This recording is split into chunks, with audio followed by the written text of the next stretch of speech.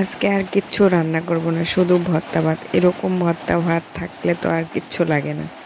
তো যাই হোক, আসসালামু আলাইকুম, সবাই কেমন আছেন? আমি এখানে নিয়ে চলে আসলাম কাঁঠালের বিচি। আজকে আমি এই কাঁঠালের বিচি দিয়ে ভর্তা বানাবো।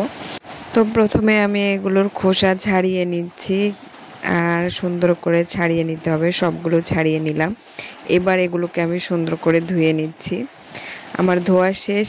এবার এগুলোকে আমি কুচি কুচি করে কেটে নেব। কুচি কুচি করে কেটে নিলে সিদ্ধটা তাড়াতাড়ি হবে, আর ভর্তাটাও অনেক টেস্টি এবং লোভনীয় হবে। আর এই ভর্তাটা খেতে আমার ভীষণ ভালো লাগে। তো দেখেন, আমার কুচি কুচি করে কাটা শেষ। এবার আমি একটা পাতিলে পানি দিয়ে দিলাম, আর সবগুলোই কাঁঠালের বিচি দিয়ে দিয়েছি, আর সামান্য লবণ দিলাম, আর সামান্য হলুদ দিলাম। তো এবার আমি এগুলো সুন্দর করে জাল করে নিচ্ছি, আর ঢাকনা দিয়ে দিলাম। এবার ঢাকনা খুলে দেখি সিদ্ধ হয়েছে কিনা। তো এখনও সিদ্ধ হয়নি। তো এবার দেখেন, আমার অনেকটাই সিদ্ধ হয়ে গিয়েছে। তো এবার আমি এগুলোকে নামিয়ে নিব। তো এখন আমি শিলপাটায় চলে গেলাম, আর শিলপাটাকে একটু ধুয়ে নিচ্ছি সুন্দর করে। এবার আমি এগুলো একদম বেটে নেব। আর এগুলো কিন্তু হাত দিয়ে না, এইভাবে শিলপাটায় বেটে খেতে অনেক বেশি মজাদার হয়। আর এটা যেহেতু নরম থাকে, তাই বাটতে তেমন কষ্ট হয় না। তো আমি এখানে অনেক সুন্দর করে বেটে নিচ্ছি, আর দেখেন অনেক সুন্দর হচ্ছে কিন্তু। আর এই ভর্তাটা খেতেও অনেক ভালো লাগবে।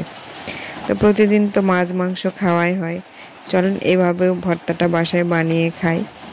আর এই ভর্তাটা অনেক বেশি মজাদার, খেতেও অনেক বেশি ভালো লাগে। তো দেখেন, আমার বাটা শেষ।